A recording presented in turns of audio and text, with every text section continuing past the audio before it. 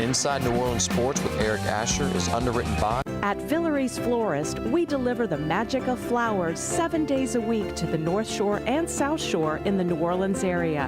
Whether it's for birthday parties, baby celebrations, Villere's provides colorful floral displays for all. With a store full of fresh-cut flowers, exotic tropical flowers, orchids, roses, and even fruit baskets, our goal is to make your vision a reality. Villere's Florist, proudly serving Louisiana since 1969. Dave Miette Insurance Agency. Auto, home, flood, business, 504-556-0809. Dave Miette, INSagency.com. For over 48 years, Southern Tires and Auto Repair has provided services across the New Orleans metro area. Southern Tires offers a range of tires for all vehicles and ATVs. We also have a full suite of auto repair options, including brake repair, rim repair, custom exhaust, steering and suspension, tire siping, and so much more. Southern Tires and Auto Repair, 2550 Hickory Avenue in Metairie. C&C Drugs is a family-owned pharmacy that's been serving Southeast Louisiana for over 50 years. Whether you need help taking care of an elderly family member, a growing child, or even a pet, C&C provides patient-centered care for your entire family.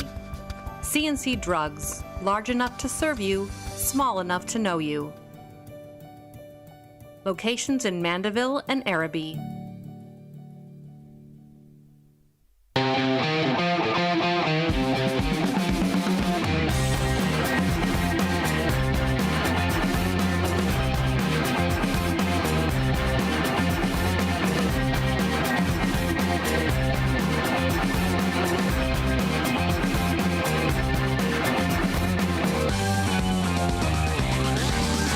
Good afternoon and welcome to another edition of Inside New Orleans Sports. I'm your host, Eric Asher. Over the next hour, you know we're covering all the home teams, Saints, LSU, Tulane, Pelicans. We'll talk about it all here on the program. To break it down for us, one of the best we have in the city, Sean Fazende of Fox 8 Sports. Sean, welcome back to the show.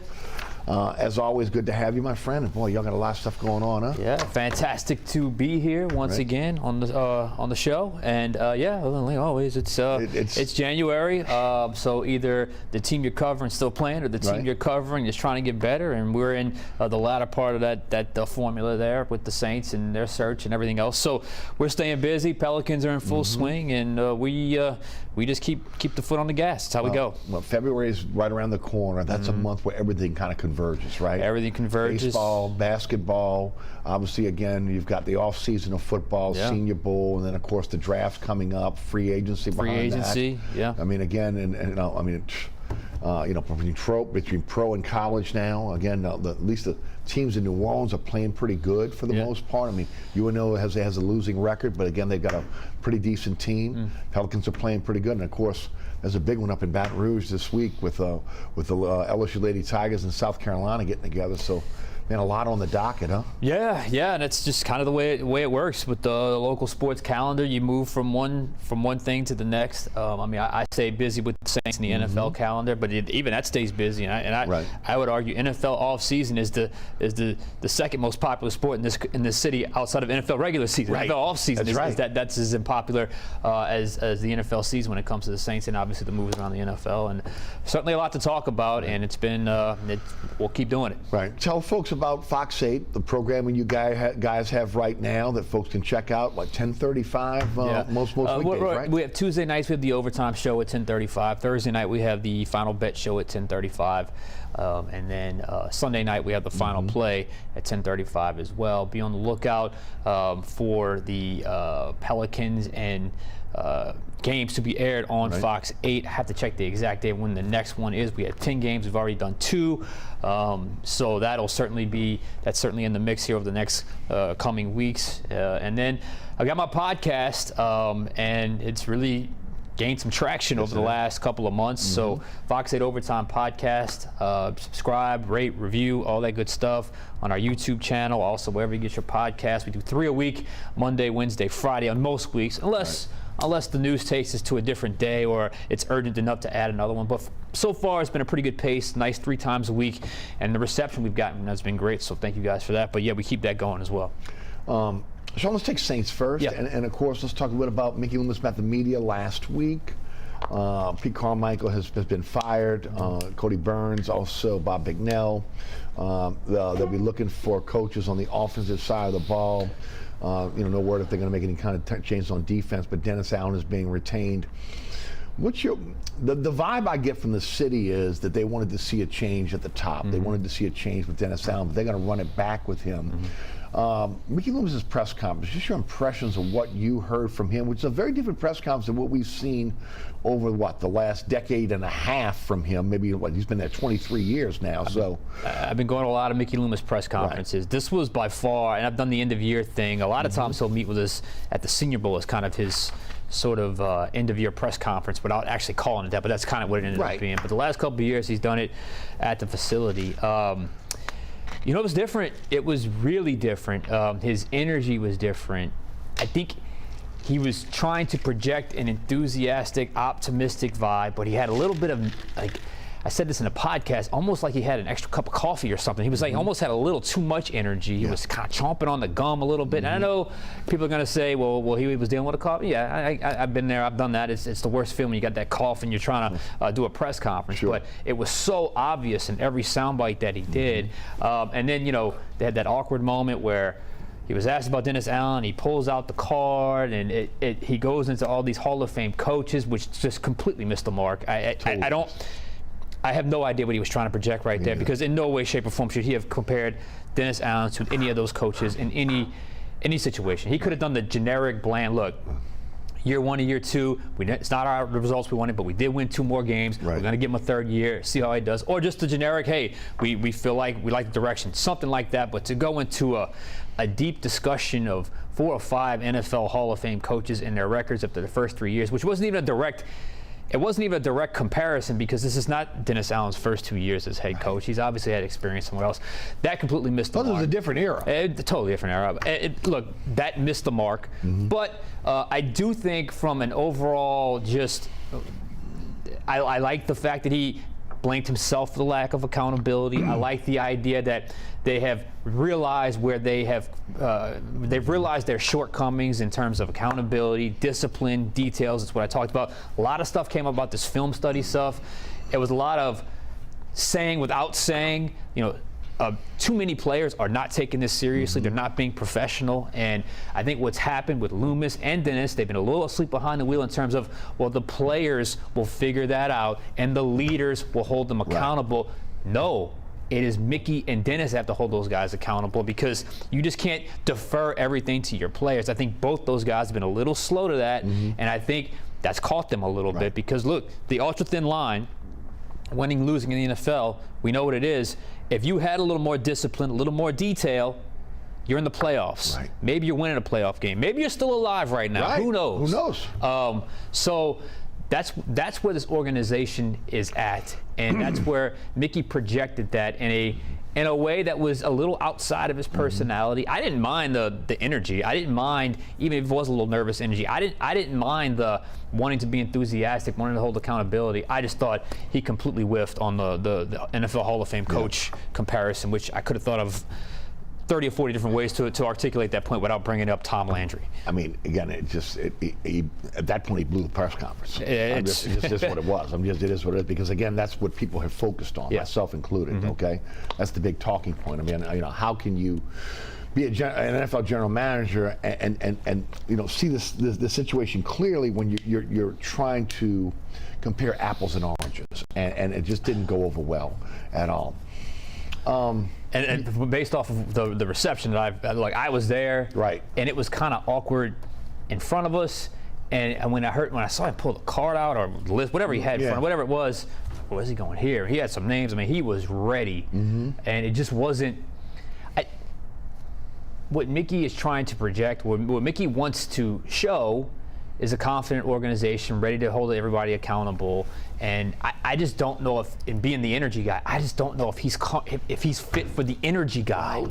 Sean, I said it on the show yesterday. I don't. He's just not the energy He's not guy. Mr. Excitement. He's the background Right, guy making the money work, and he's awesome at that. Right. So but this is not. I think, and honestly, I'm not sure DA is the energy guy either. Not. So you're calling this kind of uncomfortable situation where both these guys are going to have to get outside themselves a little bit. And sometimes that can come across, that could backfire as well. So I agree. Look, you're going into a very interesting offseason. A lot of moves are going to have to be made. They're in the process of making a big decision right now. We'll see how long that lasts. I'm sure you'll ask me about it. But the state of the organization is one where, on one hand, you look at they were a game away, or whatever you want to call it. They were a win away from getting into the postseason. But on the other hand, it's like, man, felt like there were a lot of issues for a team that was on the doorsteps of the playoffs. So which door do you go in, and which way are you going to lean? Clearly, they feel like they're the team closer to the postseason than the team that has to blow everything up. So it kind of is what it is. But in regards to Dennis Allen returning, because I was asked about this, it didn't surprise me in the least. Right. It didn't surprise me in the least because the organization doesn't work like that.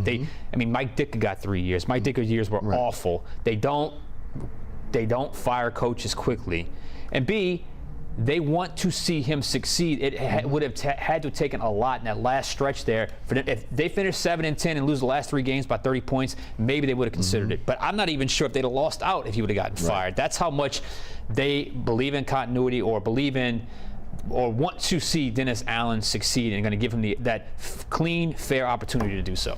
Well, a lot to unpack there. First of all, Mickey Loomis, Dennis Allen, you mentioned personalities. Now, again, we talked about this on radio, show, and TV.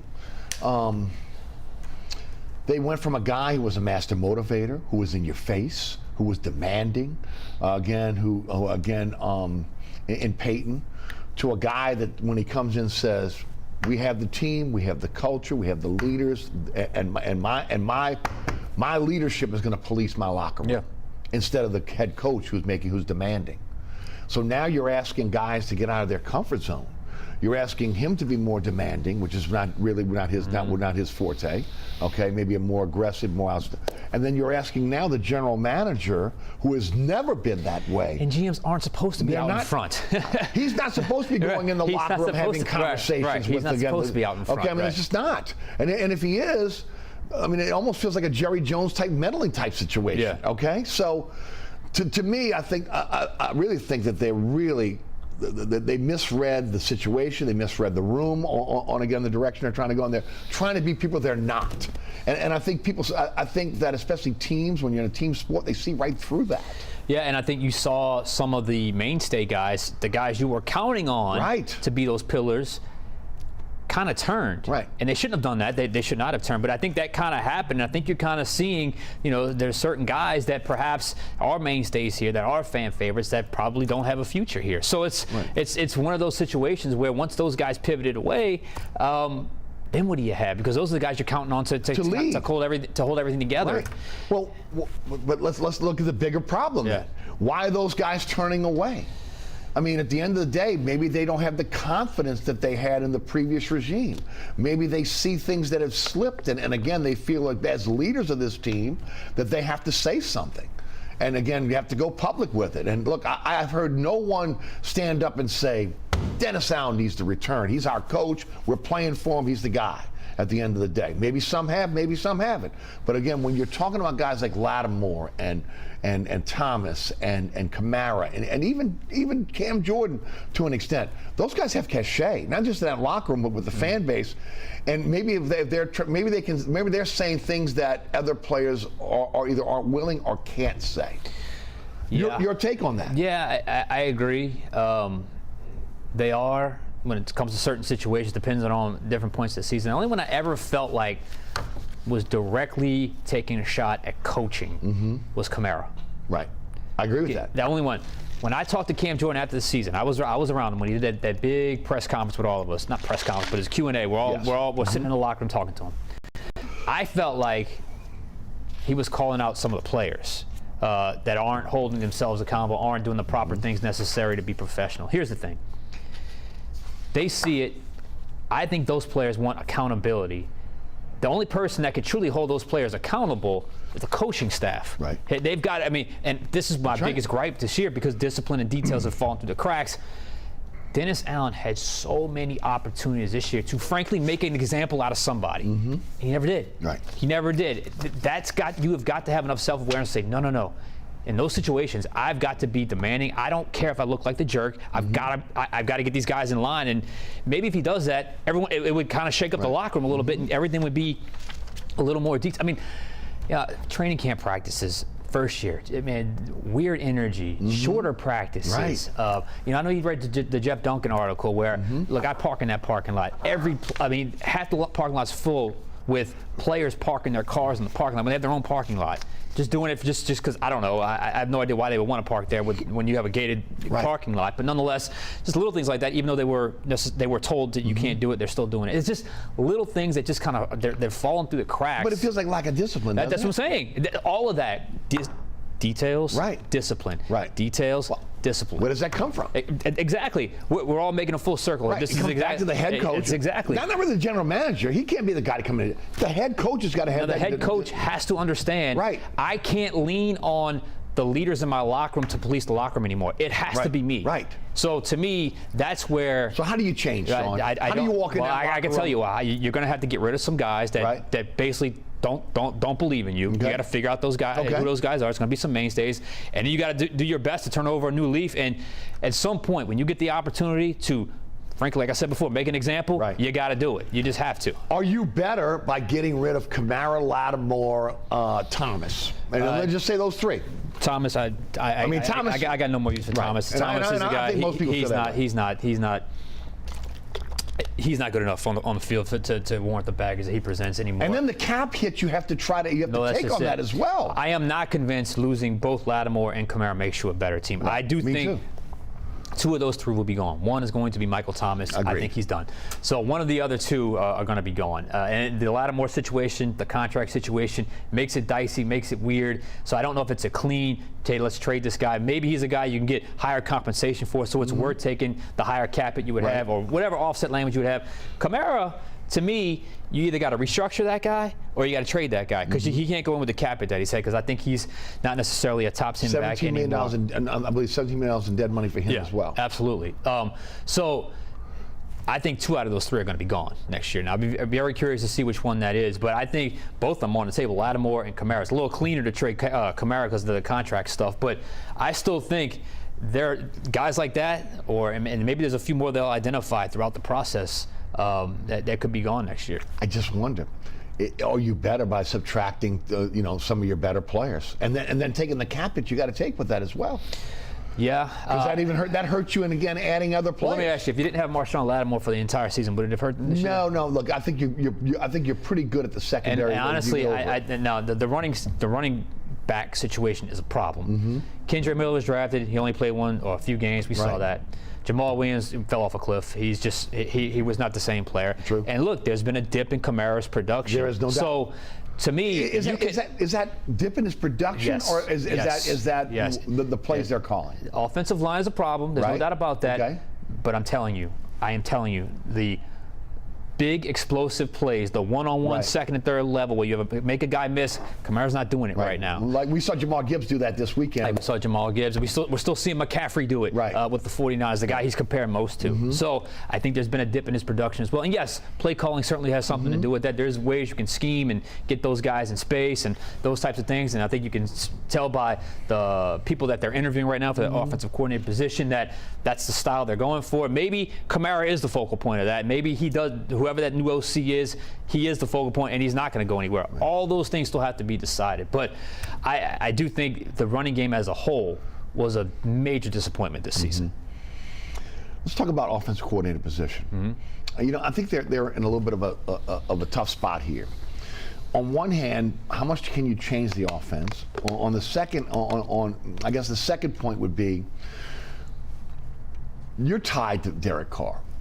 I really believe they're going to go in. He's got a $30 million He's got base to. salary. I think they don't keep high base salaries on their books. They purposely had that $30 million base salary so they can restructure it. So they're going to do that. Look that's where the cap space comes from, to get back under the cap. Exactly. They're going to use that. So again, all this, he'll be gone in 2 years. That's not going to happen. So you have to be able to bring an offensive coordinator in that can run an offense that he can run. Okay, and that he's going to feel comfortable in, because at the end of the day, you've hitched your wagon to him for at least the next 3 years. Your thoughts on that? Well, or can you change this thing? I hate to go yes and no. Okay, yes, because you got to find someone that can make it work for Derek Carr, because he is your biggest investment. No doubt about that. There's no doubt. But if you're going in the Shanahan direction and away from the West Coast offense direction, you're basically saying and this is probably true around the NFL, only a handful of guys can run this sophisticated West Coast offense. You can name them. Mahomes can do it, Josh Allen can do it, Burrow can do it. Yes. But the rest of these guys, they need to be in a little bit more of a quarterback-friendly system, which is what the Shanahan system certainly is. So now I think the organization is saying, if by going with this tree, A, it's successful, but B, we're now pulling Derek Carr away from the thing where he's got to be the end-all, be-all of this West Coast offense and into a more QB-friendly system, basically taking a little bit off of his play, putting a little bit more obviously on the play caller in that scenario.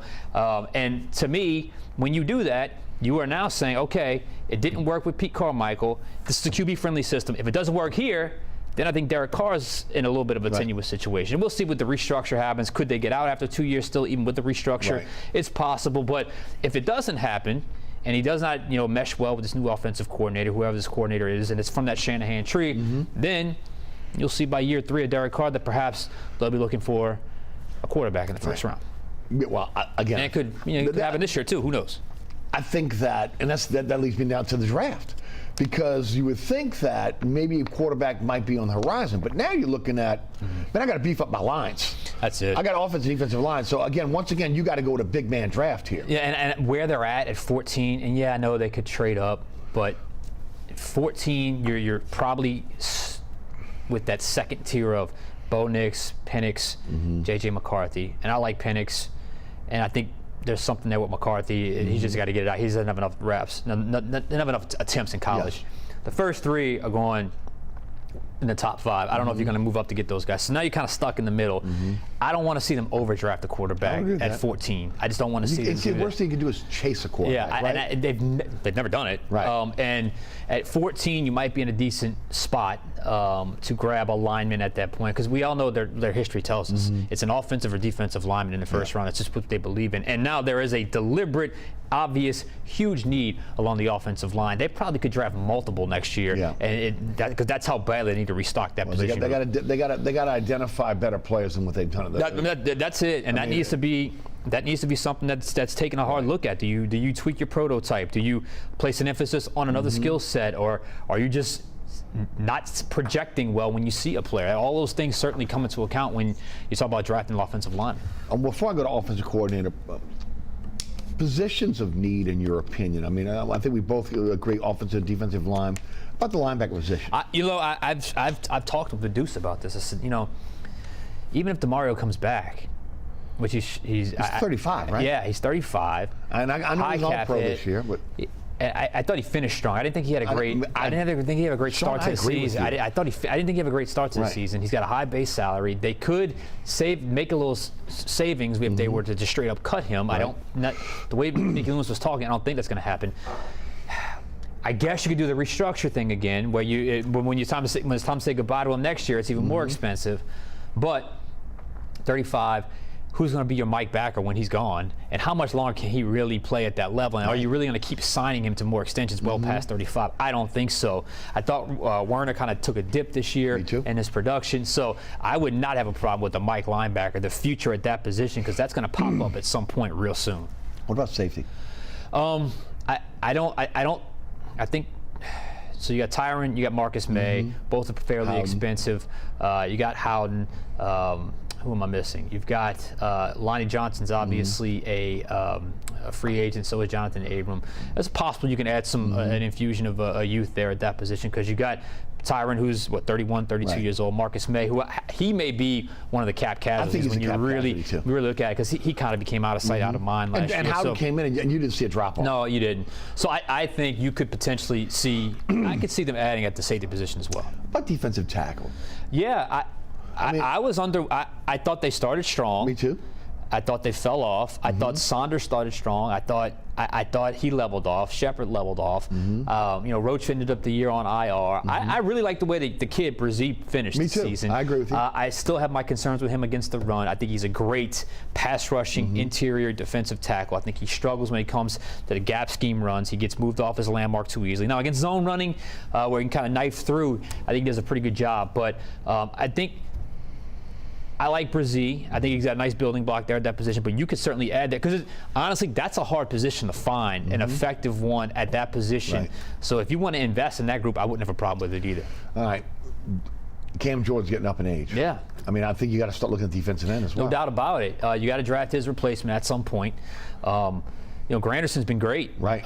Turner's been a bust. Solid player. Turner can't get on the field. Right. We didn't see anything from Isaiah Foskey.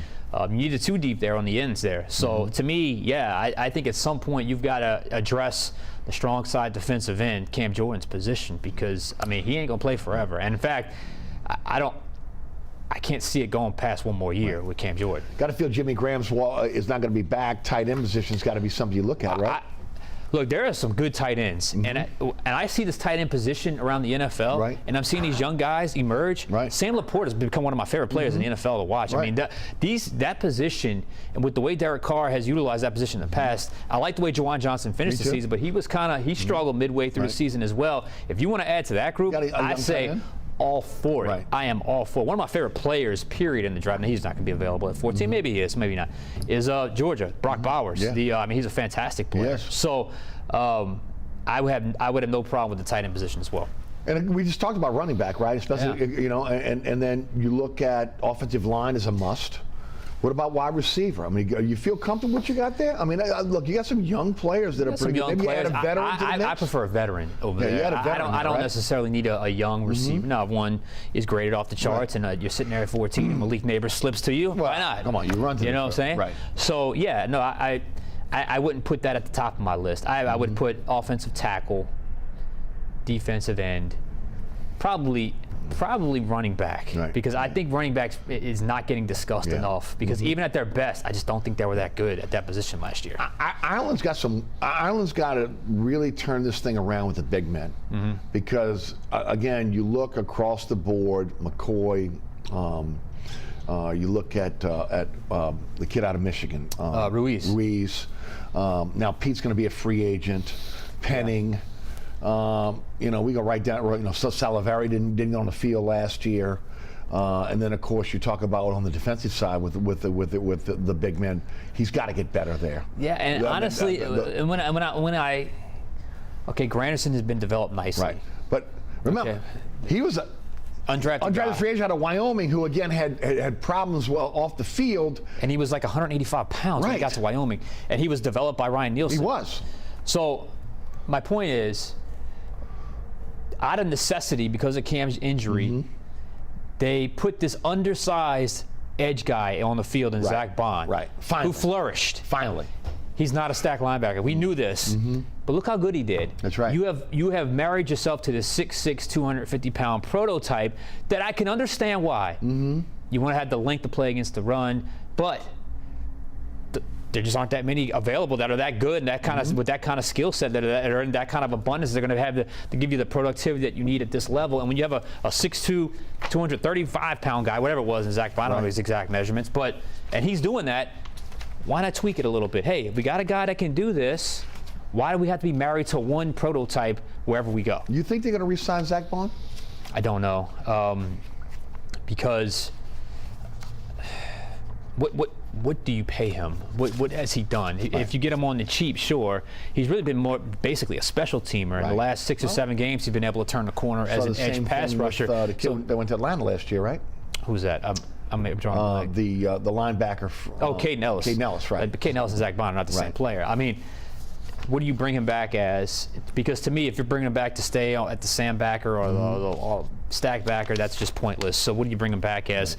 I mean, look, he's done some nice things. So what do you pay that guy? What's the market for that guy? It didn't strike me as someone that would cost a whole lot. So if he's cheap, why not bring him back? We'll see. All right, a couple things here. First of all, Gruden, you think he's in the mix here?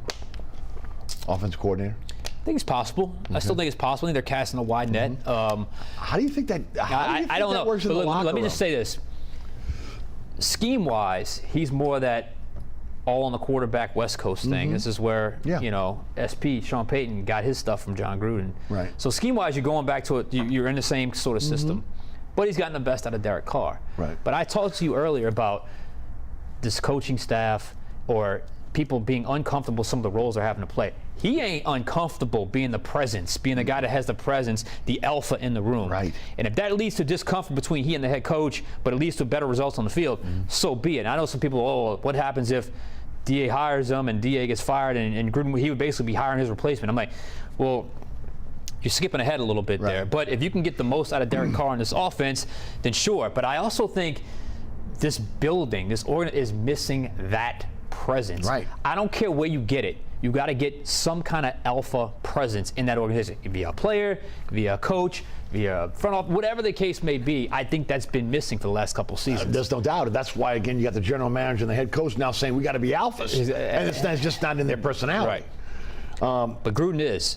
And that could ruffle some feathers, but it could be look, Greg Williams was an alpha. What happened? Yeah. What happened?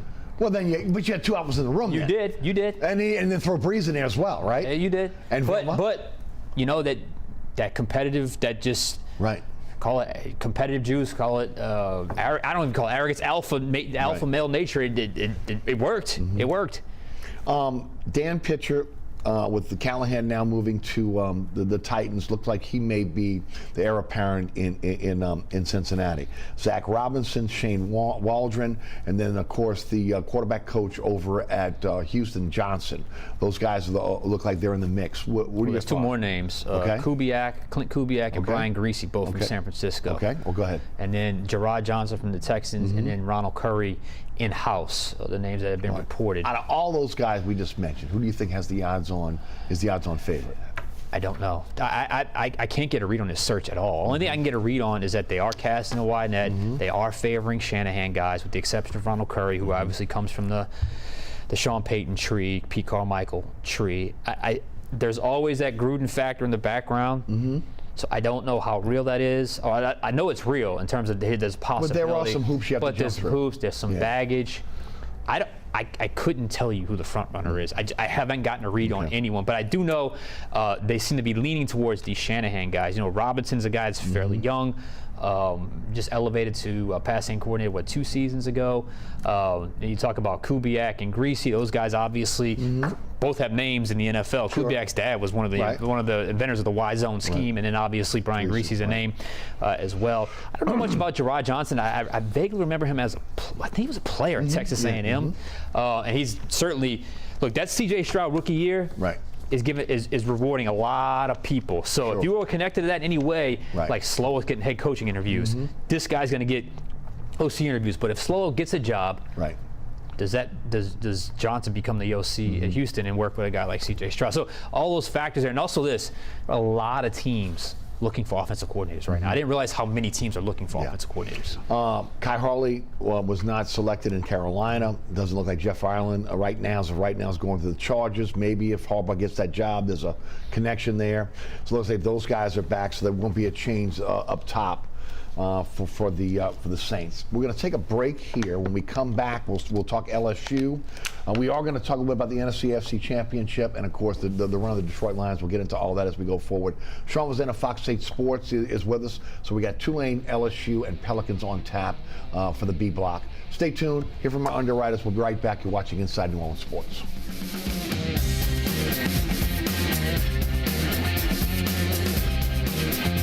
Located at 3701 Iberville Street in Mid-City is Katie's Restaurant and Bar. Open 7 days a week, Katie's offers daily specials for lunch, dinner, and Sunday brunch. Serving New Orleans cuisine such as fried shrimp platters, grilled redfish, and a fully stocked bar. And don't forget about our expanded event seating and local entertainment. Featured on the Best of Food Network's diners, drive-ins, and dives, Katie's Restaurant and Bar. Burkhart's Air Conditioning, Heating, and Refrigeration has been family-owned and operated since 1989. Burkhart has energy-efficient solutions and offers brands such as Mitsubishi ductless AC units and Amana, the only manufacturer with a lifetime unit replacement warranty. Burkhart's offers maintenance bundle packages that include servicing your AC, generator, and tankless water heater. For more information on the services Burkhart's provides, visit acpromise.com. Burkhart's Air Conditioning, Heating, and Refrigeration, providing comfort for life. Welcome back to Inside New Orleans Sports. I'm your host, Eric Asher. Sean Fazende of Fox 8 Sports is our guest. So let's talk LSU. The coaching staff that they put together on the defensive side of the ball has been phenomenal. Not just in position coaches, but the ability to recruit. From Davis to Peoples to Corey Raymond, obviously Blake Baker coming in. I have not heard one negative comment about the additions to defensive staff. Your thoughts? But it's funny because both those guys were Raymond and Baker, weren't they? Kind of sacrificed once BK came in. Yeah. They had to find new jobs because this is what happens when a new coaching staff comes in. The only story I can give you about Blake Baker is simply this: I'm at the Senior Bowl, the year O was let go. So I'm at the Senior Bowl. Damone Clark is there. Right. And Damone Clark, if you recall, had a terrible junior year, and he had a really good senior year. I asked Damone Clark, I said, what's been the difference for you from last year to this year? He goes, my coach, Blake Baker. I go later that day, I see at Ogeron, I stop him, I said, well, what happened with Damone Clark? He goes, Blake Baker. So my point is, this guy's got a very tangible record of improvement with players that were, that was one of the worst linebackers I had ever seen when the 2020 year with Damone Clark and those guys. And in 2021, he had really turned it on and obviously was able to get drafted. So I think Blake Baker is certainly a guy that is going to be a great defensive coordinator. And credit BK for understanding that he needed to make changes on that side of the ball, and they did. Corey Raymond, his track record certainly speaks for itself. It's time to get DBU back. It is time. Right. It just kills me losing a certain way when you're LSU. You should never lose with a lack of defensive backs. Yes. How many defensive backs are just born in Louisiana that are not just any old defensive back, that are top of the line, best you've ever seen type defensive backs right here in this state. It should never be a reason you lose in Louisiana. Corey Raymond certainly understands that. So I think it's been a great staff. Credit Brian Kelly because I was kind of on him a little bit this year because I kind of felt like he was coasting by with criticism a little bit, despite the fact that because Jaden had such a great year. But ultimately, I think he's done really well this offseason, both recruiting and coaching staff as well. Looks as though it's going to be Sloan and Hankton co-coordinators on the offensive end. I think they announced that today. Tuesday, yeah. Right, Tuesday. So, again, I don't mind it. I don't mind it at all. I don't either because, again, there's some continuity there. Right, and look, Blair Underwood's coming in, that 5-star. Obviously, from what you understand, Sloan was big in terms of his recruitment. Well, that and Sloan was big with the hands-on development of Jaden Daniels from last year to this year. Well. And then look, so the trick is, okay, you do good things one-on-one development-wise, but can you call plays? Similar to Blake Baker. Yeah. Can you call plays now? And he did. And I think Sloan can do that too. And I think you saw that in the LSU-Wisconsin game. C.J. Daniels comes over from Liberty. Really, the transfer portal for them is going to be the May transfer portal after spring. That's where they're going to have to really go in, find some defensive linemen, find some defensive backs. This 2025 class is terrific. It's on the offensive side. They're going to have to augment that with some defensive players. But again, they've got to. They got to fill some holes, especially on the defensive side of the ball. Defensive line, especially when you talk about, especially that we talked about the defensive tackle position. It is that the numbers there are pretty thin. DBs, they went the high school route this year. Probably add 1 or 2 wouldn't be the worst case scenario. And then look, after spring, you're going to lose a few. So you got to pick a few up via the transfer portal. So yeah, I think I don't know if it's going to be a huge number. I don't.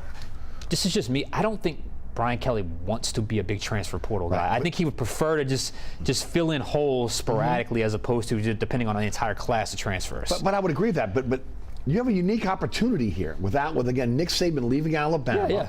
Okay, and there has to be again a sense of urgency to fill those, to get better in the defensive backfield, to get better along the defensive line. Again, you've lost some really good receivers. You have some guys in the stable that are coming up. Again, but really it's on the defensive side of the ball where I think you really gotta really bring in you gotta upgrade some talent there, even at the linebacker position. Okay, now it'll be interesting to see. I was talking to Mike Scarborough on Monday, and from TigerBait.com. One of the things he talked about was that maybe they might go to a 3-4 next year with Harold Perkins maybe again rushing the passer. That would be great. I mean that's what he does best. It's interesting that wouldn't be the worst idea in the world, because they do have the jack outside linebacker types that they recruit quite a bit. So you have some of those players on your roster already. So yeah, I could certainly see at least, even if it's not an every down thing, a variation of that being brought into the defense as well. Want to shift to basketball for a moment. LSU again lost to A&M over the weekend. Again, they're 7th in the SEC. Really, they're not a tournament team. No. Okay, they're not a tournament team. What you do is you hope that McMahon can get better this year. Okay, they're a pretty good defensive team, and that he can attract, again, better players for next season, because I think really when you look at it, he's gotten better from last year, this year, with, again, dismantling of the program. I would say that next year is the year where it's really either make it or don't make it as a head coach. Probably so. I think he was hired with the understanding that it's going to take some patience. It's going to take some build. That's what normally happens in those situations. It normally doesn't happen on the women's side of things, but that's what normally happens, especially in the men's side of things. So I think he's going to build, hopefully get the infrastructure back in place. Probably next year, if there's a dip, you could see a change. Yep. But I think next year would be the realistic. Okay, let's start talking tournament here, and evaluate his future at Baton Rouge. He's better right now. He's better than they were last year. Yeah. Okay, but again, it's tough when you got the shadow of Mulkey and the women. Well, you talk about a presence. Okay, my goodness. I mean, and of course on tonight, it is the Lady Tigers against South Carolina. Tigers are 9th. South Carolina's 1st. It's whiteout night on campus. It's game days there. Again, it's going to be 7 o'clock tip-off on ESPN. It's going to be a huge game like it was last year on Super Bowl Sunday. Yeah. This is really a defining game for LSU, who again needs to make up for that early season loss. No, there's no doubt about that. And I think I heard Mulkey this morning say, it's good they're catching them now as opposed to earlier in the season, because they've sort of found their footing a little bit. Now they get closer to the end of January, into February. You kind of know who you are, where you're going to be, especially when it comes to conference play. That atmosphere is going to be electric. LSU kind of arrived ahead of schedule last year. It probably should have been LSU South Carolina, but Iowa had other plans when it came to South Carolina. So, but I have no doubt this is the game they have circled. That would be incredible for this program if they were able to go to host South Carolina and beat them at the PMAC. It's a shame that they have the injuries they've had early in the season here, where they've lost some really good players that could really help them. But again, that's basketball. That's sport. That's basketball. And look, Van Lith is certainly she's adjusting better at the point guard position. You still have Angel Reese. They got humbled a little bit a couple games ago, but sometimes you need that just for the clarity to close out the season. So yeah, I like where they stand right now. It hasn't been a perfect season following a national championship, but I do think they're in decent standing right now as they get ready to play South Carolina tonight. Let's stay with college basketball for a moment. Again, let's talk about Tulane. Maybe the biggest win in the program in the last 25 years, the win over Memphis on Sunday. First time they beat a top 10 team since 1983, which was Memphis twice in that year. Memphis was the 4th overall team in the nation when they beat them the first time that year. And then, of course, the first time since 1999, they beat a AP top 25 team. Sold out Fulgham Arena. And Ron, look, I don't know if they're a tournament team, but they're a good team. I'd like to see them I think they're right on. They could be a bubble team. I want to see them back in the tournament. I was thinking about this today. When was the last time they've been in it? And it just feels like in basketball, it's proven you can win at Tulane in basketball. Those types of institutions can certainly win. Man, it would be great if they could get into the tournament and just get that pride back. It was good to see that crowd at the Tulane game. The big victory. Obviously, beating Memphis was huge. They stormed the court. And a signature win that it feels like it's been a long time since we've been searching for.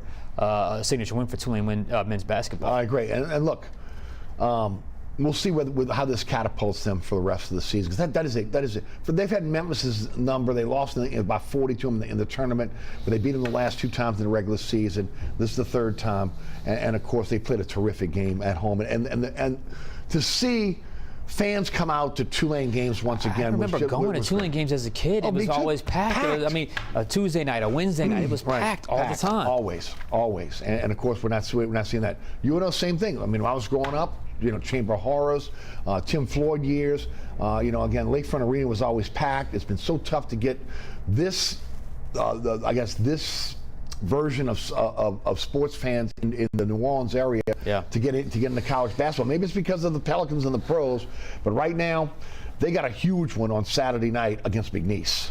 Okay. Oh yeah. Okay. That's the game they've been pointing to all season long. They lost to Northwest. They got blown out by Northwestern over the weekend. But again, everything that is pointing to McNeese on Saturday night, and of course Will Wade's team, who is balling right now. Really they are playing some good basketball. It's funny. I took my daughter. There was some kind of promotion she had with school to the UNO women's basketball game Saturday. Okay. Man. What's the attendance is just not what it once was. I mean, I wasn't expecting a lot, but it was just me, her, maybe a few of the players' parents, and that was it inside of UNO Lakefront Arena. I really would love this because that was another place. I mean, we used to go to UNO basketball games all the time, and it was packed. It was packed. So hopefully they can resurrect that program. It's a different sports fan, though. It is. I almost feel like, again, this town feels it's a pro town now. Yeah. Okay? But I think that if you give them again, a reason to go see college basketball, they will. Yeah. I mean, we've seen Sluss in the tournament a few years ago. Hopefully, again, things will turn around. Let's talk to Tulane football. That's what I'll say. Coach Summerall's done an incredible job. Talk about a first impression. I mean, he comes in, fantastic staff, working the portal. Right. Like, I know people were worried after Willie Fritz, and there's still a long way to go because you don't just pick up where you left off. You're losing a lot of players. But, man, you talk about just a young guy that's up and coming but experienced and just understands the game. Like, all right, we're going to portal, get this guy, I'm hiring this guy. Like, right away, just embracing everything about that job. I'm not sure what else you could do if you're Tulane, what else you would possibly want. That is a fantastic hire. Sean, in my lifetime, okay, I have never seen Tulane picking up 5 stars. Yeah. Okay. Right. Okay. Right. 5-star receiver, and the kids from St. James, Shaz Preston out from Alabama, Mario Wims comes over from USC, 2 5-star receivers. They get the 5-star quarterback from Oregon. I mean, say that again. 5-star quarterback. 5-star quarterback. Quarterback. Right. Okay. Now, I know the guy was a backup at Oregon, but still, 5-star quarterback in that system who's coming over again. Ty Thompson. They flip a running back for a 4-star running back from Auburn to Tulane. I mean, come on. Yeah. I mean, this is unprecedented. Again, man, this is the new era of football, college football, and Summerall is not taking we're Tulane, we're going to get the leftover types. No, he's swinging for the fences. He and really he's landing is. some guys. And hey, man, fortune favors the bold, man. So he's sort of taking a proactive swing for the fences approach, and look what's happened. I mean, I'm blown away. Yeah. I really am. And then I like the staff because I think it's a nice mix of Willie Fritz's holdovers, okay, because you got it, you want this team to feel comfortable with, again, their position coaches, right? And a lot of guys, but also bringing over some of his better coaches from Troy. Yeah. So I think it's a nice mix there. Now, hopefully there's a nice mix that turns into, again, success, but at least on paper, it looks like a really nice mix. Nice mix, all good vibes right now. After look, the arguably, not arguably, the best coach in Tulane history left to Houston, and there was some worry there, but I think this guy has picked up right where he's left off, right where Fritz has left off, and it's early. Like I said, it's early, but it certainly feels like Tulane's in good hands right now with Summerall. Let's go to the Pelicans, and we're getting close. February 8th is the trading deadline. And there's a lot of discussion now on the direction of the Pelicans, on where they should go. Look, I thought January is a defining month for this team. And of course, Fox 8, you've had two really good games as far as opponents. Unfortunately, they haven't played well. Those opponents are really good. But again, they're getting ready to go on that Mardi Gras road trip. Again, 8 of what is it now? They got 8 games on the road there. with Milwaukee, Boston, Houston. I believe one of those games was on Fox 8 as well. The big question is, what is David Griffin going to do? Is he going to stand pat, or is he going to make a bold move? And the big question is now, based on how they played against the big threes, right? That's it. I mean, now that is the litmus test here. They didn't show up against Denver. They didn't show up against the Clippers. And then Phoenix is coming. And then Phoenix is on their way, right? Yeah. They got Phoenix with guys that just hadn't even been playing together. But you know that big three. I'm telling you, they Phoenix, are. There's no doubt. So this is a young big three, with the exception of McCollum. But they are a young big three in terms of games played. Do you keep the chemistry of this team? Do you go out and make a bold move and bring in a guy that, again, is going to need the basketball, that's going to be maybe a guy down the stretch is going to be your alpha? That's one of the questions for this team.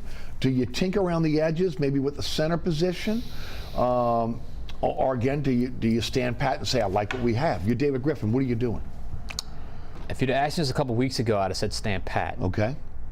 But, now I think the Pelicans have comfortably gotten themselves into the conversation of they're a playoff team. Right. They're a playoff team. Well, they've been top 5, legitimate top 6 all playoff team. Right. It'd be a shocker to me if they don't make the playoffs, Agreed. if everyone stays healthy. They're comfortably a playoff team. But now I watch games, and I don't just think, I hope they win or lose this game. I say, okay, can they beat this team in a series? Can they beat this team in a series? And I got to tell you, Phoenix, no. Denver, no. LA, no.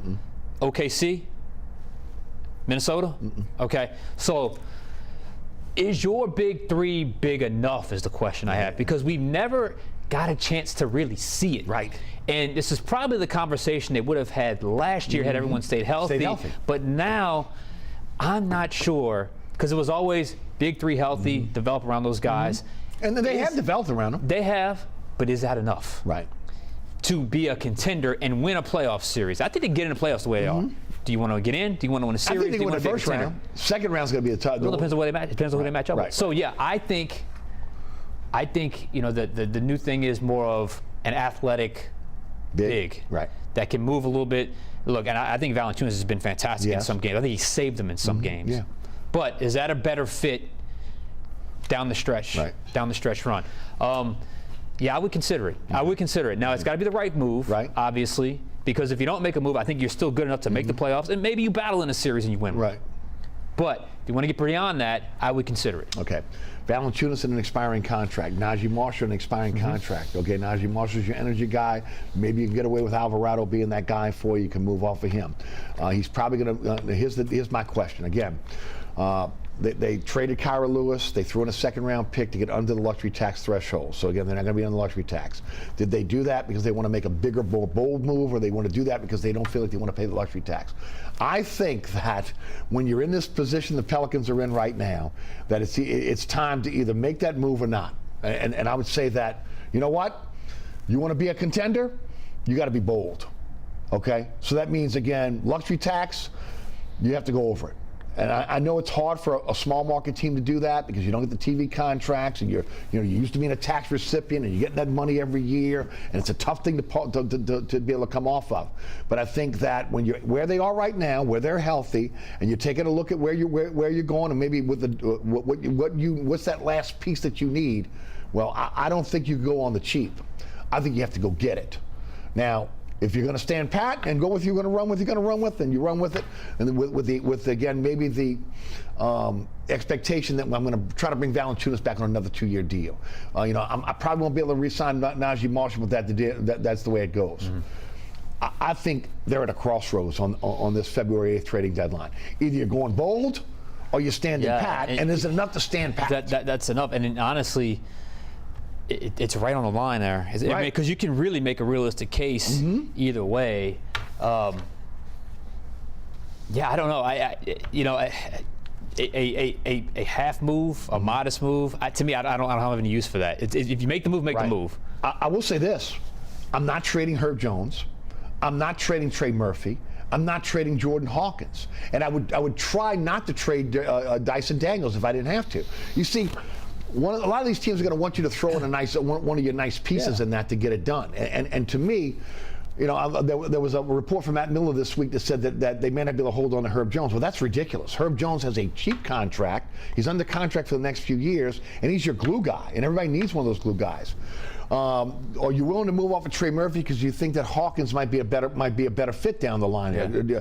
He's not as athletic as a Murphy. How do you do that? Can you get away with making a deal without having to who give are you up? moving?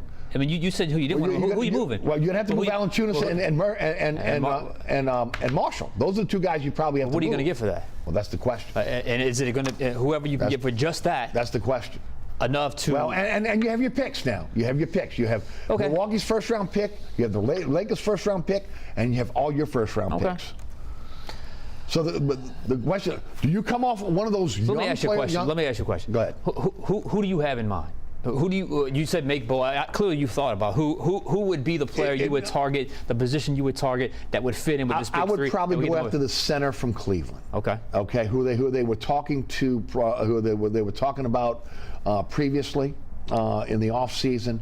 If I'm going with a big. Okay. Oh, you know. Do you think it's a big? I think it's an athletic. It's got to be athletic big. Yeah. I think it's got to be. Okay.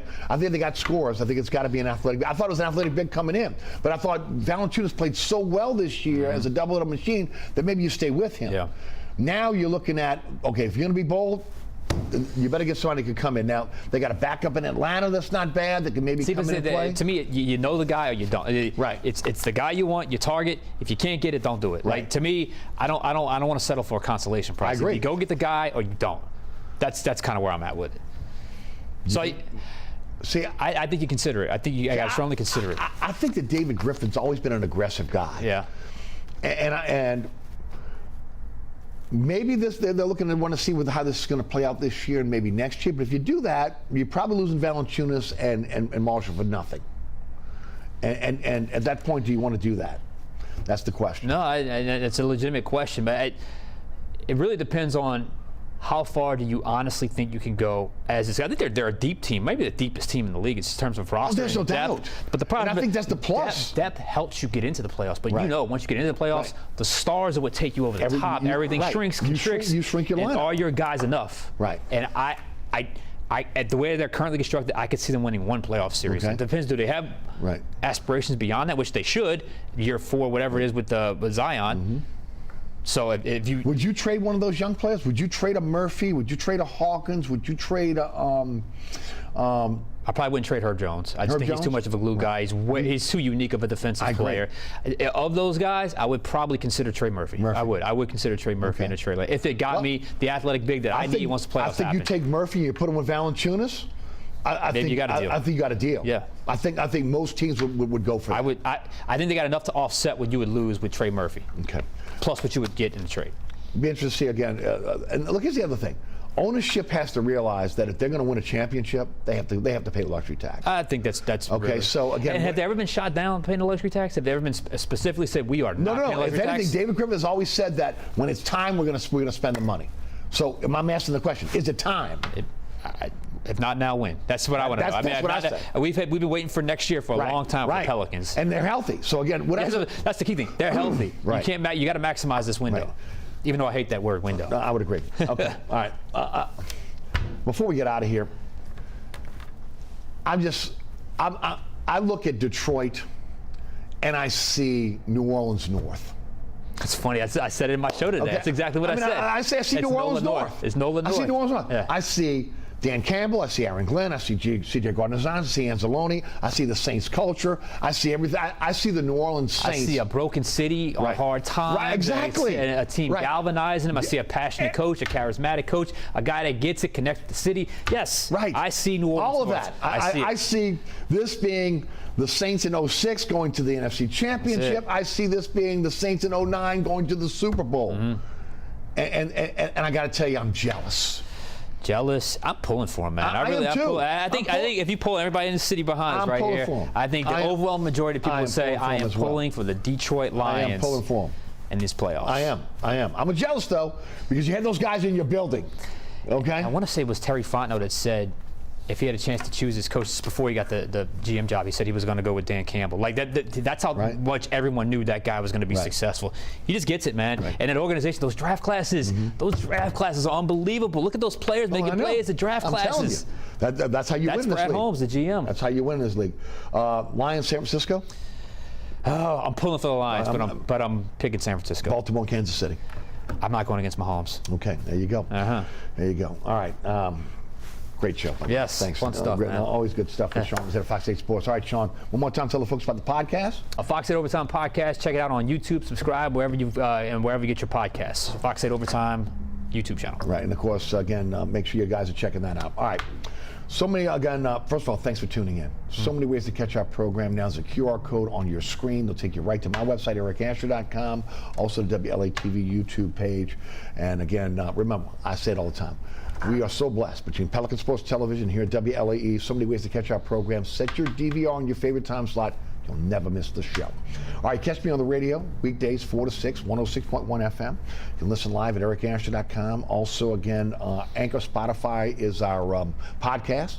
You search all your it's on all major podcasting platforms. iHeartRadio app, TuneIn Radio app, our digital platforms. You can take the show with you anywhere. And then, of course, we want to thank our underwriters who make the show possible. Each and every one of those underwriters, we appreciate each and every one of them. Please continue to support those great underwriters. They make this show possible. Thank you for the support of our underwriters, and thank you for supporting our underwriters as well. Also, again, I want to thank the staff here at WLAE-TV who do a great job producing our program each and every week. Ron Yeager, Jim Dotson, Danielle Wick, Logan Graffia, also Alex Chacon, and of course our great director, William Hill. For Sean Fazende, I'm Eric Asher. Have a great week. We'll see you next week for another edition of Inside New Orleans Sports. Our guest next week, Mike Detillier of WWL Radio. Have a great week. See you then.